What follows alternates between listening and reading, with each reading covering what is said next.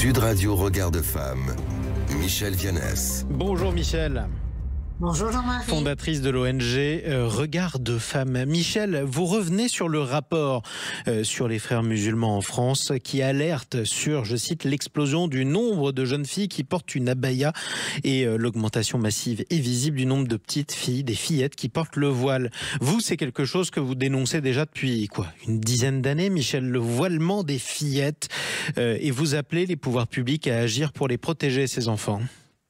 Oui, Regard de Femme dénonce la maltraitance par personne ayant autorité à l'égard des fillettes qui sont revêtues d'une tenue islamiste pour se déplacer dans l'espace public. Et cela depuis 2016, des lettres ouvertes aux ministres, pétitions aux différents présidents de la République successifs, rapports complémentaires au Comité international des droits de l'enfant.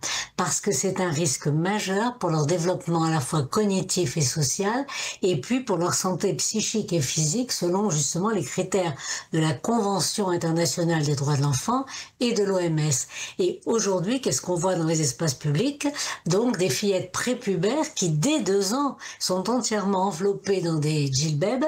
Ce sont les porte-drapeaux de l'islamisme pour montrer justement sa capacité d'occupation des espaces et des esprits. Et l'indifférence est totalement inacceptable vis-à-vis de cette maltraitance. La République doit protéger les fillettes de filiation musulmane de cet enfermement par le voile islamiste et l'endoctrinement dans une vision hiérarchisée des sexes, car de telles pratiques, évidemment, obèrent le futur des filles qui en sont victimes. Alors, en quoi ce port du voile bafoue les droits des enfants? On parle bien des enfants, là, qui sont astreints. Oui, l'idéologie d'exclusion qui est véhiculée par le voilement, c'est une stigmatisation des filles en tant qu'être inférieure. Elle est contrainte. C'est contraire donc justement totalement au principe constitutionnel d'égalité entre les filles et les garçons. Les normes religieuses ne peuvent absolument pas prévaloir sur les principes de la République et supplanter la loi en France.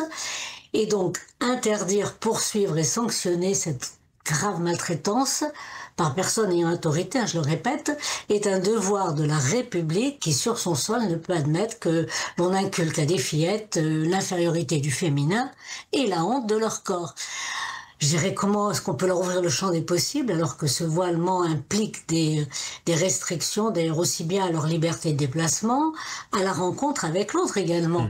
Puis celui qui est différent, que ce soit par le sexe, la couleur, la pratique religieuse. Et puis il faut pas oublier que sur le plan psychique, le voile a pour objet déclaré de protéger les femmes de la concupiscence des hommes ou les hommes de la tentation sexuelle. Donc il aboutit à réduire tout le corps de la fillette à son seul sexe anatomique, à un âge où bien sûr on ne peut pas assumer psychologiquement cette hypersexualisation. Et heureusement d'ailleurs. Bon, c'est ce qui vous fait dire en fait que le voile se différencie d'un simple ornement vestimentaire, Michèle. Ah bien sûr, c'est un mode de vie qui implique des rapports sociaux de sexe qui sont hiérarchisés et un apartheid fondé sur le sexe. Quelle relation à l'autre prépare-t-on? Comment s'ouvrir à l'autre? Quelle culture de l'intolérance prône-t-on? C'est une véritable culture de l'enfermement que promeut justement ce projet de société qui est préconisé par ce que j'appelle les voileurs de fillettes. C'est l'avènement d'une société vraiment clivée où les femmes ne seraient que des ombres, mais jamais des citoyennes, donc une société non démocratique. C'était le Regard de Femme de Michèle Vianès. Merci à vous, Michèle. On vous retrouve samedi prochain sur Sud Radio. Merci Jean-Marie.